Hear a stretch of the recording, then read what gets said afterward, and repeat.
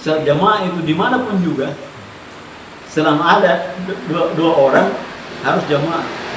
Jadi tadi meskipun sudah lewat waktu, tapi karena ketiduran, Nabi mengatakan sekarang mulai masuk waktu subuh untuk kita. Jadi mereka wudhu, kemudian salat qabliyah, baru kemudian jamaah. Itu jadi dimanapun dan kapanpun selama ada dua orang wajib. Kalau di Peri agak lumayan.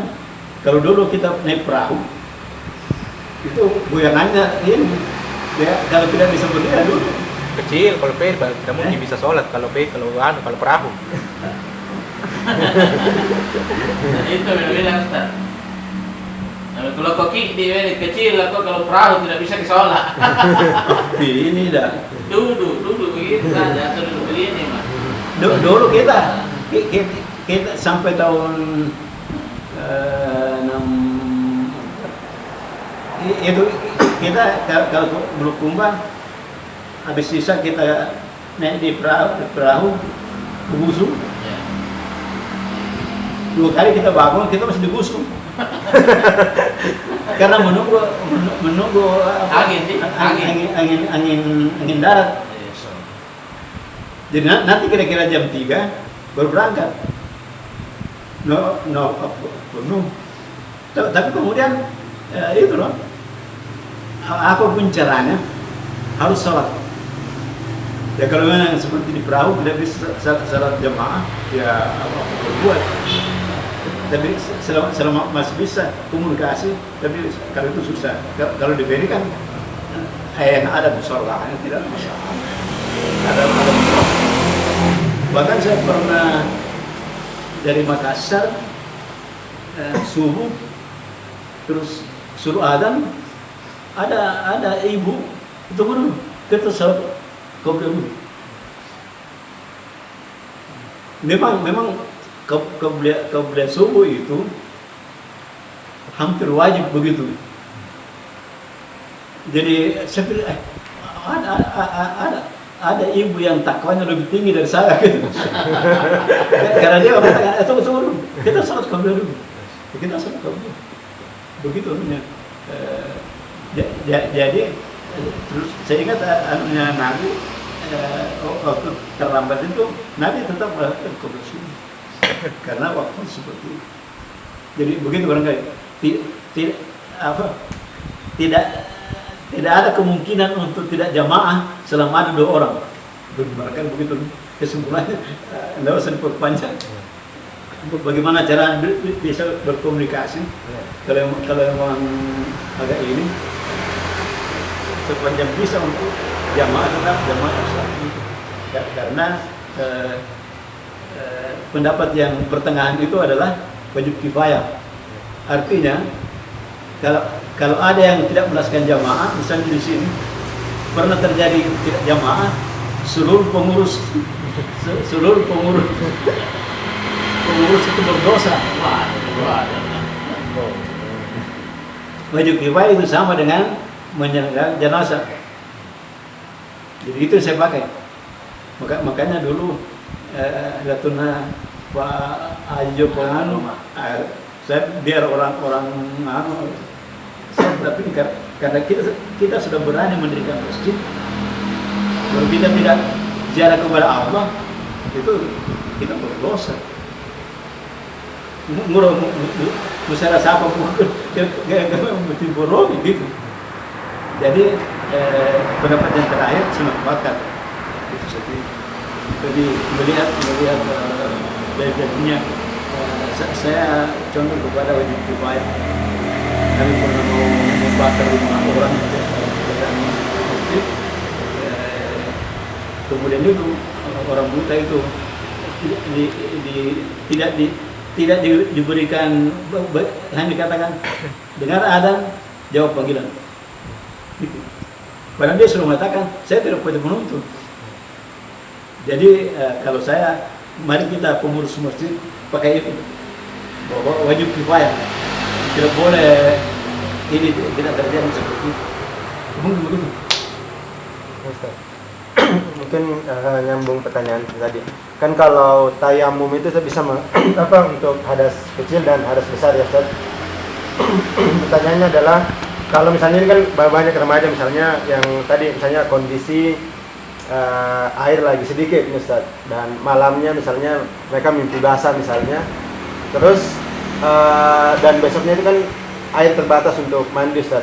Ya, apakah misalnya yang mungkin hanya tersedia air galon, apakah misalnya bagaimana mengganti mandi wajibnya ini Ustaz dengan tayamum? Apakah misalnya alat vital itu tetap dibersihkan dulu dengan air minum yang ada baru kemudian tayamum, atau bagaimana fikirnya itu Ustaz untuk pengganti mandi wajib ketika air terbatas? Penggunaan air selama ada air 7 ons itu tidak boleh yang selama ada air 1 sa itu wajib bisa digunakan untuk mandi janabah. Itu 1 sok. Empat mut. Iya. Jampu. Tidak. 1 sa itu satu gantang atau Untuk gayung. Satu gayung ini, Untuk gayungnya. ya. Satu gayung ini, satu gayung. Untuk gayung. Satu sektor. Tidak. 1 sa itu sama dengan yang 2,5 kilo air, 4 liter. 4 liter. Ya, 3/3. Selama ada itu, mesti belum bisa tayamum karena Nabi mengatakan bisa dipakai untuk itu. Cuma itu yang dia. Jadi mestinya kita berusaha mencoba. Tapi dicoba dengan itu bahwa itu mengatakan selama ada air 1 sa sekitar 3,5 liter, maka tayamum belum bisa. Tapi kalau kemudian tidak cukup, maka kembali kepada tadi bahwa apa yang tidak bisa semuanya jangan tinggalkan semuanya. Jadi tetap pakai apa adanya kalau tayamum. Kalau jadi karena hanya sampai misalnya separuh badan dan itu tidak diperlukan untuk minum segala macam, itu dulu baru tayamum. Kalau yang misalkan. Kemudian pertanyaannya ke kamu Ustaz. Apa sementara mimpi basah kena arah kesambajan najak netili? Tayamum. Masuk gereja jadi tidak memungkinkan untuk mandi. Itulah. Jadi sepanjang ada yang bisa, tapi tidak cukup, tetap pakai baru segurakan dan tayamum. Masuk kerja mimpi basahnya apakah tetap dibasahi ala anuntanya kalau minta atau bagaimana? Caranya nyendrio kita apa harus mandi ke apa mimpi basah? Kalau hanya mani itu suci, cukup di Nabi hanya mengerik itu. Jadi kalau tidak ada air cukup dia bisa. Nabi pernah akan sholat, lihat di jubahnya ini hanya sehingga ulama lebih banyak yang mengatakan suci. Karena andai kata tidak suci dicuci ini nggak sudah bisa. Iya, Nabi hanya menguruk itu sampai ini. Seperti itu. Kalau ada air ya tetap pakai. Nanti kalau habis belum ini baru sempurnakan dengan itu metode Syafi'i. Karena itu jangan apa yang tidak bisa semuanya jangan tinggalkan semuanya. Malah yusroku